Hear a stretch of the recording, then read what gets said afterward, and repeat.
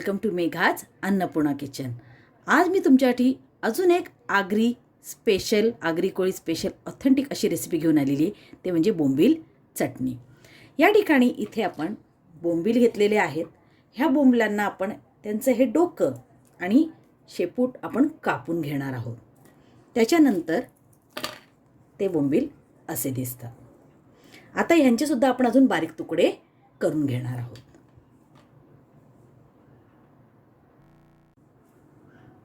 इथे आपण बोंबील बारीक तुकडे करून घेतलेले आहेत, तुम्हाला दिसत असतील। इथे एक मोठा किंवा 2 मीडियम कांदे आपण बारीक करून घेतलेले आहेत। 10 ते 12 ह्या आपण बिन तिखट असलेल्या मिरच्या घेतलेल्या आहेत। त्यानंतर 15 ते 16 लसूण घेतलेले आहेत। इथे मी सालासकट घेतलेले, तुम्हाला नको असेल तर तुम्ही बिन सालाचे घेऊ शकता। चवीप्रमाणे मीठ आणि खोबरं इथे मी भाजून घेतलेले आहे, आपण ह्याचे बारीक तुकडे करून घेणार आहोत। इथे मीठ घेताना हे लक्षात घ्यायचं आहे की सुके बोंबील सुकवताना सुद्धा मीठ लावलेलं असतं, त्यामुळे त्या प्रमाणातच मीठ घ्यायचं आहे।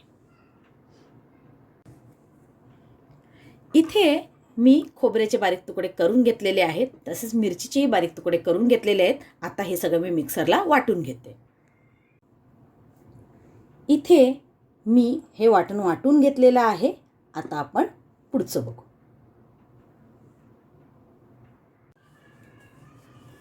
आपण हे बोंबील ज्यांचे बारीक तुकडे करून घेतलेले आहेत त्यांना आपण आता स्वच्छ पाण्यामध्ये टाकून धुवून घेणार आहोत।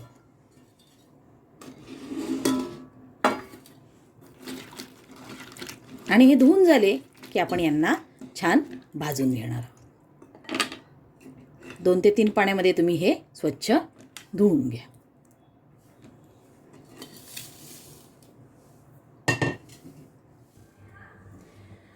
इथे आपण गॅस चालू केलेला आहे आणि आपण हे बोंबील मंद आचेवर कोरडेच कुरकुरीत भाजून घेणार आहोत। लक्षात घ्या, याच्यामध्ये आपण काहीही टाकलेलं नाही आहे आणि ह्यांना आपण भाजताना सतत हलवत राहायचं आहे, कारण जर ते करपले तर प्रॉब्लेम होईल।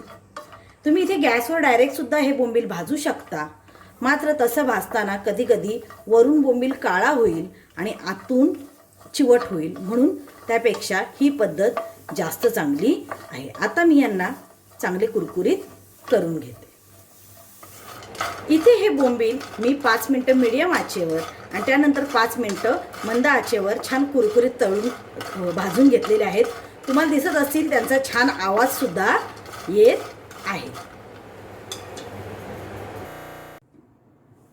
इथे तुम्हाला दिसत असेल बघा, आपले बोंबील केवढे कुरकुरीत झालेले आहेत। आता यांना आपण तोडून घेणार आहोत।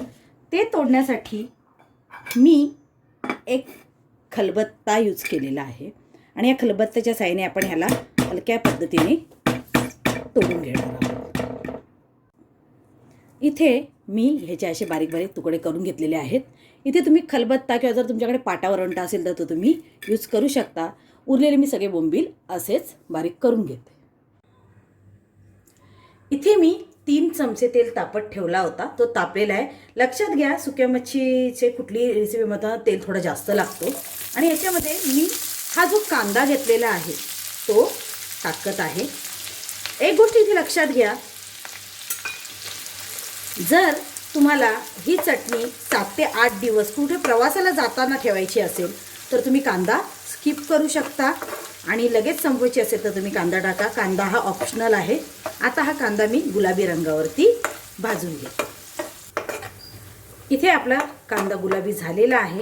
आता आपण जे मिरचीचं बनवलेलं वाटण होतं त्याच्यामध्ये आपण खोबरा, लसूण, मिरची आणि चवीप्रमाणे मीठ सुद्धा टाकलेलं आहे, ते आपण इथे टाकून घेणार आहोत। आता हे परत आपण छान 1 मिनिट परतून घेऊया। 1 मिनिट झालेला आहे आणि आपलं हे वाटण सुद्धा याच्यामध्ये छान परतलं गेलेलं आहे। आता आपण ह्याच्यामध्ये जे बोंबील आपण बारीक तुकडे करून घेतलेले आहेत ते आपण टाकणार आहोत आणि हे आपण छान मिक्स करणार आहोत। आता आपण गॅस बंद करणार आहोत, कारण जर आपण हे शिजवले तर आपले बोंबील चिवट होते। आता आपली ही चटणी तयार झालेली आहे, ती आपण सर्व करून घेऊ। अशा प्रकारे इथे आपली मस्त बोंबल्याची चटणी तयार झालेली आहे. कशी खायची?